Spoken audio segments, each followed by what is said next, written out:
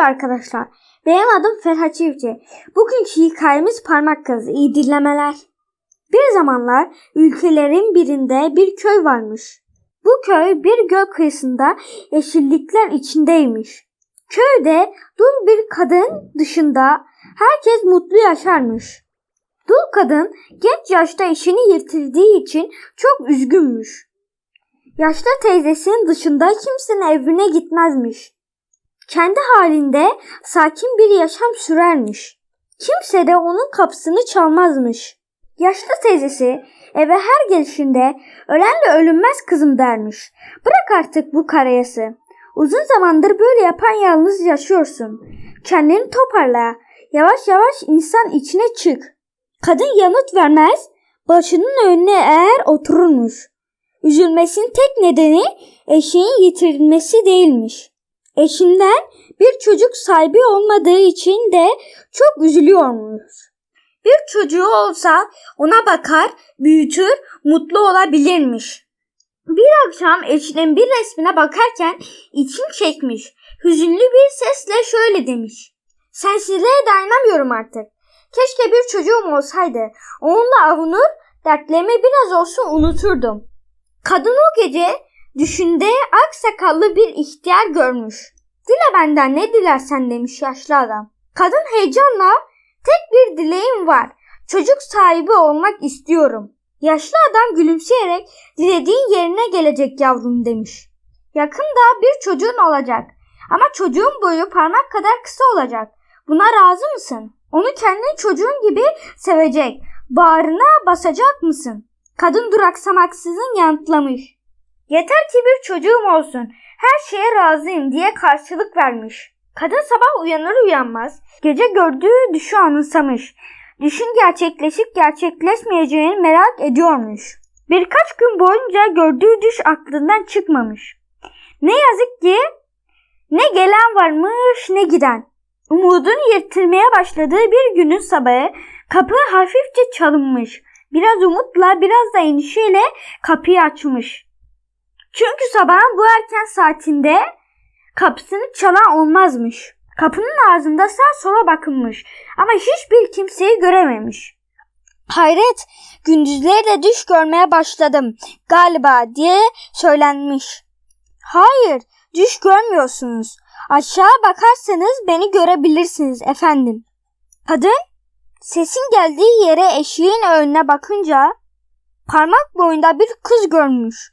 Şaşkınlıktan küçük dilini yutacak gibi olmuş. Ama sen de kimsin böyle demiş kekelercesine. Parmak kız beni içeriye almayacak mısınız efendim diye sormuş. Şaşkınlığını yeni üzerinden atan kadın elbette alacağım demiş. Birlikte sonuna geçmişler.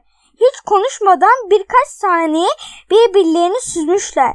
Suskunluğu parmak kız bozmuş. Size kendimi tanıtayım demiş. Adım Parmak Kız. Hiç kimsem yok.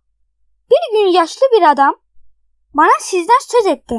Sizin de yaşlı teyzeniz dışında kimseniz olmadığını, çocukları çok sevdiğinizi söyledi. Bana buraya kadar yol gösterdi. Kızınız olmamı ister misiniz efendim? Kadın tüm içtenliğiyle istemez olur muyum diye bağırmış.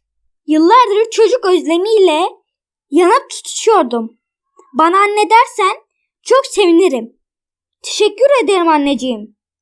O güne kadar kimselerle konuşmayan kadın bir anda değişmiş. Yüzünden gülücükler eksilmez olmuş. Kadın güldüğünü hiç görmeyen komşuları ondaki bu değişimin nedenini anlayamamışlar. Bir gün çeşme başında bir komşusu daha önceleri gülümsediğini bile görmezdik demiş. Sendeki bu güzel değişimin nedenini öğrenebilir miyiz? Kadın gizleme gereği duymamış. Kızın yüzünden sevinçliyim diye yanıtlamış. Su sırası bekleyen kadınlar bu sözü duyunca çok şaşırmışlar. Her kafadan bir ses çıkmış. İşlerinden biri imalı bir şekilde ama senin kocan öleli yıllar oluyor demiş. Bu durumda nasıl kızın olabilir ki? Kadın kendinden emin gülümseyerek karşılık vermiş. Ben doğurmadım, kendisi geldi.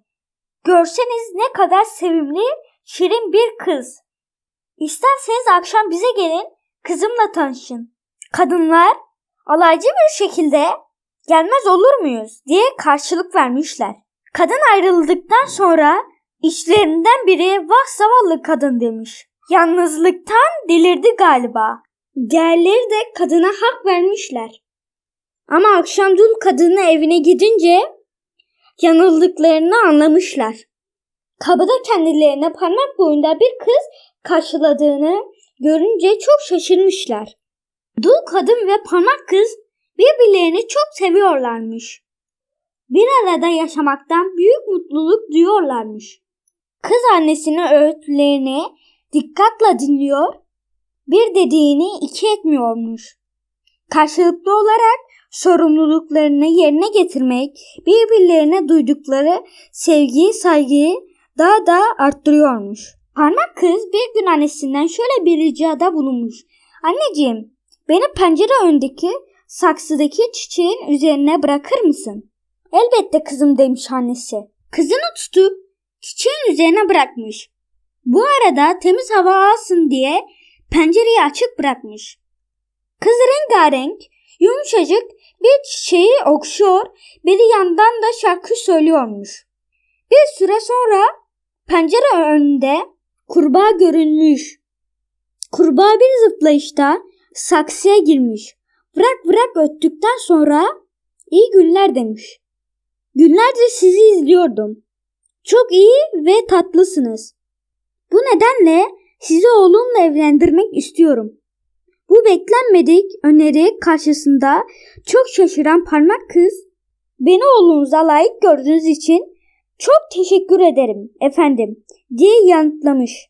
Ama kurbağayı kırmamak için nasıl reddedeceğini bilemiyormuş.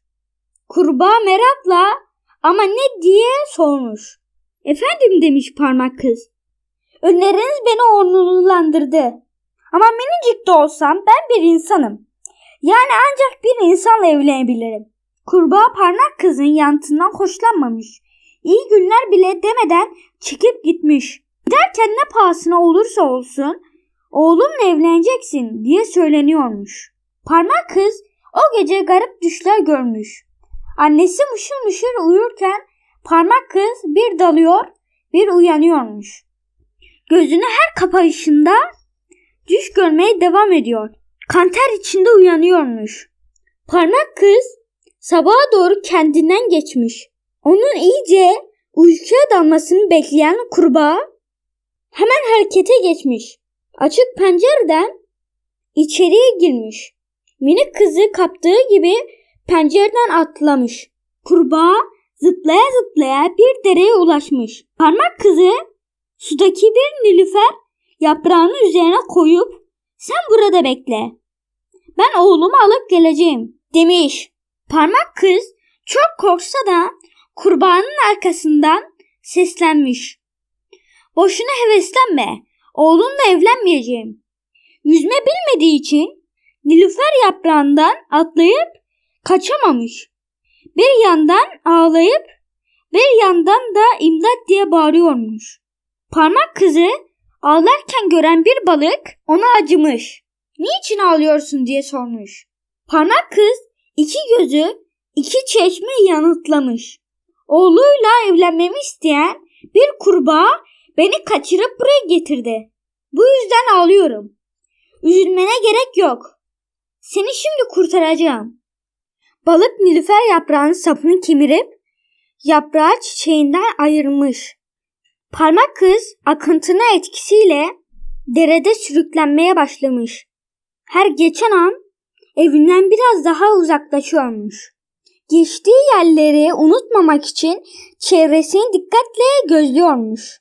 Karaya çıktıktan sonra geriye nasıl döneceğini bilmemenin karamsarlığı içindeymiş.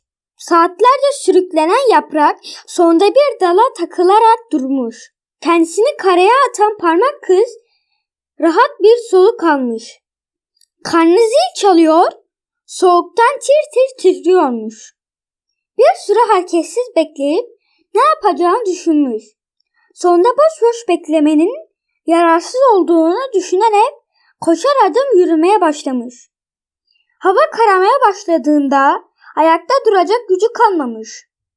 Geceyi geçirmek için güvenli bir yer aramaya başlamış. Sağa solu kolaçan ettikten sonra Mısır koçanından yapılmış bir kulübe görmüş.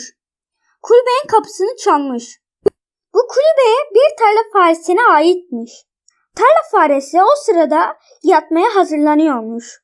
Kapının çaldığını duyunca merakla "Kim o?" diye seslenmiş.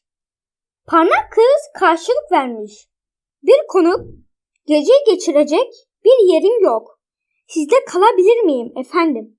Tarla faresi parmak kızın yumuşak sesine güven duyarak kapıyı açmış. Güler yüzle, konuksever bir tavırla "Kalabilirsiniz tabii, içeri gel." demiş. Tarla faresi iyi yürekli ve çevresinde saygı gören bir hayvanmış. Parmak kıza "Gördüğüm kadarıyla uzun zamandır yoldasın." demiş. "Acıkmışsındır sen şimdi." Parmak kız minnettar bir sesle "Hem de çok acım. Çok teşekkür ederim." diye karşılık vermiş. Tarla faresi konuğuna çeşitli meyveler sunmuş. Kız iştahla yerken fare sormuş. "Hadi anlat bana. Kimsin, nereden gelip nereye gidiyorsun?" Parmak kız kurbanın kendisine yaptıklarını anlatıp "Evimi bulmaya çalışıyorum efendim." demiş. "Bana yardımcı olabilir misiniz?" Tarla faresi "Hele sabah olsun, o zaman gerekeni yaparız." diyerek parmak kızı rahatlatmış. Ertesi sabah uyandıklarında gözlerine inanamamışlar. O sırada kış mevsimi olduğundan gece kar yağmış. Kulübe karların altında görünmez olmuş. Yüzeye çıkabilecekleri genişlikte bir yol açan tarla faresi "Bu durumda evini bulmamız olanaksız." demiş.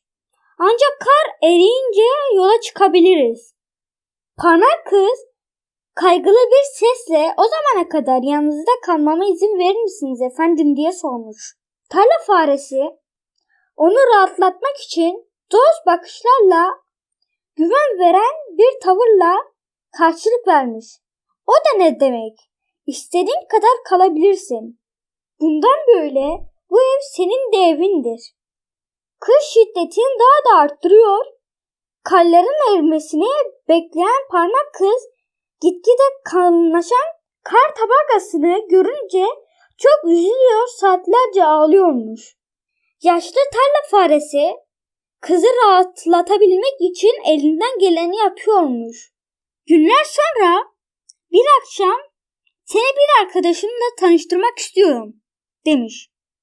Biraz geveze ve palavracı da olsa iyi niyetli bir hayvandır. "Tanışmak ister misin?" Günlerdir tarla faresinin evinden çıkmayan parmak kız "Bir değişiklik olur, sevinirim." diye yanıtlamış. Birlikte karları yara yara köstebeğin evine gitmişler. Köstebeğin evi yer altındaki birçok koridordan oluşuyormuş. Tarla faresi parmak kızı uyarmış. "Aman dikkat et, yanımdan sakın ayrılma. Bu dar koridorda yolunu yitirirsen beni bir daha bulamayabilirsin." "Siz merak etmeyin efendim. Hemen arkanızdan ilerliyorum." Karanlık dar koridorları aşıp köstebeğin evine ulaşmışlar. Uzandığı yerde neşeli bir şarkı tutturan köstebek gelenleri görünce doğrulmuş. "Oo, hoş geldiniz." demiş. "Hoş bulduk." diyen tarla faresi parmak kızı tanıtmış. Köstebek parmak kızı görür görmez aşık olmuş, gözlerini ondan ayıramıyormuş. En güzel yiyecekleri ikram edip kızın gönlünü kazanmaya çalışmış. Bir süre söyleştikten sonra parmak kıza "Evime bağlanan gizli geçitlerimi size göstermemi ister misiniz?" Köstebeğin aşırı ilgisi parmak kızın canını sıkıyormuş. "Belki biraz susar." diye köstebeğin önerisini kabul etmiş. Birlikte geçitlerde dolaşmaya başlamışlar. Parmak kız geçidin birinde kuytu bir köşede kanadı kırık bir kırlangıç görmüş. Köstebek önden gitti ve durmadan konuştuğu için kuşun farkına varamamış. Kırlangıç korkmuş. Köstebeğe görünmemek için daha karanlık köşelere çekilmeye çalışmış. Parmak kız kırlangıca çok acımış. Ama onu görmezden gelerek köstebeğe bugünlük bu kadar yeter, tekrar dolaşırız diyerek geri dönmüş. Amacı ilk fırsatta bir olanağını bulup kırlangıca yardım etmekmiş. Eve dönünce hep birlikte söyleşmeyi sürdürmüşler. Kız bir fırsatını bularak diğerlerine fark ettirmeden cebine yiyecek doldurmuş. Bir süre sonra siz oturun, ben biraz hava alıp geleceğim diyerek ayağa kalkmış. Tarla faresi itiraz edecek olmuş ama söz dinletememiş. Parmak kız doğruca kırlangıcın yanına koşmuş. Onu gören kırlangıç korkuyla olduğu yere büzüşmüş. Parmak kız dost bir sesle lütfen sakin ol demiş. Sana yardıma geldim. İzin verirsen yaralı kanadına bakmak istiyorum. Acısı yüzüne vuran kırlangıç rahat bir soluk alırken oh çok iyisiniz teşekkür ederim demiş. Parmak kız kuşun yarısını temizleyip kanadını sarmış. Yanında getirdiği yiyecekleri ona sunmuş. Şimdi gitmem gerekiyor demiş. Ama merak etmeyin yarın yine geleceğim. Uçmaya başarana kadar size yardım etmeye sürdüreceğim. Kırlangıç parmak kızı milletle bakarak çok teşekkür ederim demiş. Siz olmasaydınız ben bu karanlık geçitte ölüp gidecektim. Parmak kız haftalar boyu kırlangıca yardım sürdürmüş. Köstebek parmak kızın evine sık sık gelişini yanlış yorumlamış. Kızın kendisini sevdiğini sanmış. Kendinden emin bir tavırla sizi ilk gördüğüm andan beri seviyorum. Benimle evlenir misiniz demiş. Parmak kız ne yanıt vereceğini bilememiş. Olumsuz yanıt verdiğinde bu eve bir daha gelemeyeceğini düşünmüş. Şu an değil ama belki ileride diye karşılık vermiş. Bu sözüyle hem şu an evlenmekten kurtulmuş hem de köstebeğe umut vermiş. Böylece kırlangıcı yardımını rahatlıkla sürdürebilecekmiş. O gün kırlangıcın yanına gittiğinde çok düşünceliymiş. Bir şeyler olduğunu sezinleyen kırlangıç, canı sıkan bir şey mi var diye sormuş. Köstebek bana evlenme teklifi etti. Seni düşündüğüm için geçiştirdim. Hayır diyemedim. Yoksa onunla evlenmeyi mi düşünüyorsun? Kesinlikle düşünmüyorum. Uçmaya başardığın günü bunu ona söyleyeceğim. Bahar yaklaştıkça havalar ısınmaya, karlar erimeye başlamış. Bu arada kırlangıç iyileşmiş. Geçitten ayrılarak özgürlüğüne kavuşmuş. Artık rahatlıkla uçuyor, sağlıklı bir yaşam sürüyormuş. Her gün parmak kızı ziyaret etmeyi hiç aksatmıyormuş. Tarla faresiyle parmak kıza aşık olan köstebek, Bahar'ın gelişine hiç de sevinmemişler. Parmak kızın kendilerini terk etmesinden korkuyorlarmış. Bir gün korktukları başlarına gelmiş. Parmak kız, sizlere ne kadar teşekkür etsem azdır demiş. İyiliğinizi hiçbir zaman ödeyemem ama gitmem gerekiyor. Zavallı anacığımı özledim. Onun da beni çok özlediğine eminim. Köstebek öfkeyle olmaz diye bağırmış. Bizi terk edip gidemezsin. Benimle evlenip burada mutlu bir şekilde yaşamam daha da akıllıca olur. Öyle değil mi tarla faresi? Tarla faresi ciddi bir tavırla parmak kızı ben de en az senin kadar seviyorum diye karşılık vermiş. Ama istemediği sürece onu burada tutamayız. Gitmek en doğal hakkı. Köstebek tarla faresinin sözlerini kabullenememiş. Buna izin vermeyeceğim diye bağırmış. Pencereden onları izleyen kırlangıç içeriye girip parmak kıza sırtıma atla demiş. Parmak kız göz açıp kapayıncaya kadar kırlangıcın sırtına binmiş. Kırlangıç hızla havalanarak uzaklaşmış. Parmak kız onlara el sallayarak hoşça kal tarla faresi, hoşça kal köstebek diye bağırmış. Lütfen benim yüzümden tartışmayın. Eskisi gibi dost olun. Sizleri çok seviyorum. Tartışmaya son veren tarla faresiyle köstebek onların arkasından el sallamışlar. Masmavi gökyüzünde süzülerek uçan kırlangıç geçtiği yerleri parmak kıza tanıtıyormuş. Şu orman benim doğduğum yer. Kardeşlerimle uçmayı işte burada öğrendim. Annem bu ormanda bize uçmayı öğretebilmek için az uğraşmamıştı. Parmak kız kuş cıvıltılarıyla dolu yemyeşil ormanı çok beğenmiş. Ağaçların arasındaki boş alanlar çiçeklerle süslüymüş. Neşe içinde ellerini çırparak "Oh ne güzel" diye bağırmış. Az kalsın düşecekmiş. Kırlangıç onu uyarmış. "Aman parmak kız, tüylerimi tutmayı unutma sakın. Düşecek olursan seni kurtaramayabilirim." Parmak kız çiçekleri yakından görmek istemiş. Kırlangıç onu bir çiçeğin üzerine bırakıp kendisi yakındaki bir dala konmuş. Kız çiçeklerin arasında neşeyle dolaşırken kırlangıç da arkadaşlarıyla sözleşmeye başlamış. Parmak kız bir çiçeğin arkasında dolanınca birden çok heyecanlanmış. Karşısında kendi boylarında yakışıklı bir delikanlı duruyormuş. Delikanlı çevik bir hareketle kızın yanına gelmiş. Başını eğip gülümseyerek selam verdikten sonra "İyi günler güzel kız" demiş. Parmak kız yüreğinde büyük bir mutluluk hissetmiş. Şimdiye kadar duyduğu mutluluklardan farklıymış bu duygu. Yüzü kızararak "İyi günler" diye karşılık vermiş. Delikanlı parmak kızın ellerini avuçlarının içine alıp sevgi dolu bir sesle konuşmuş. "Ben çiçekler prensiyim. Yaz kız çiçeklerin arasında dolaşırım. Benimle evlenerek çiçekler prensesi olmak ister misin?" Gözlerini çiçekler prensinden alamayan parmak kız hiç düşünmeden "İsterim" demiş. Kırlangıçlar, diğer kuşlar parmak kızla çiçekler prensinin çevresini sarmışlar. Birlikte saatlerce dans etmişler. Parmak kızla çiçekler prensi ertesi gün evlenmişler. Düğünlerine ormandaki tüm kuşlar katılmışlar. Parmak kız eşiyle birlikte mutlu bir yaşam sürmeye başlamış. Bu arada annesine duyduğu özlem daha da artmış. Bir gün eşine "Annemi ziyarete gidebilir miyim?" diye sormuş. Prens güler yüzle "Senin annen benim de annem sayılır. Onunla tanışmayı ben de isterim" diye yanıtlamış. Onların konuşmalarına tanık olan kırlangıç "Sırtıma atlayın" diye seslenmiş. İki sevgili kırlangıcın kanatlarının arasına yerleşmişler. Yükseklerden uçarak yola çıkmışlar. Evi bulmak hiç de kolay olmamış. Pek çok kez yanılmışlar. Başka evlerin penceresine konmuşlar. Deneye yanıla sonunda parmak kızın annesinin evine bulmuşlar. Dul kadın kızının kayboluşundan sonra tamamen içine kapanmış. Gerekmedikçe evden dışarı adımını atmıyormuş. Gözünü pencereden ayırmadan kızının döneceği günü bekliyormuş. Minik kızını birden karşısında görünce sevinçle bağırmaya başlamış. "Kızım yavrum, sonunda geldin.